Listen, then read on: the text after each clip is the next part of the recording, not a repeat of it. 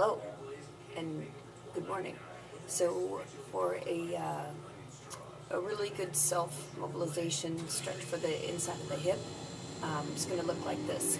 You're basically going to use one hand for leverage and one hand to help push the femur, the hip bone, deep inside to the really tight structures of the inner thigh / groin.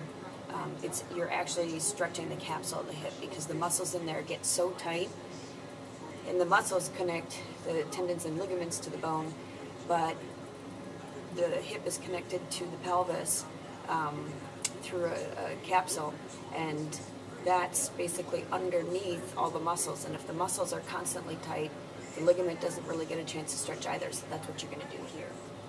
So one hand is basically, I'll give you a side view, one hand is going to be on the outside of the hip, and you're going to stand in this position here, and you're not going to rotate. You want to make sure you don't drop into rotation. This is purely side motion here, pushing down and in.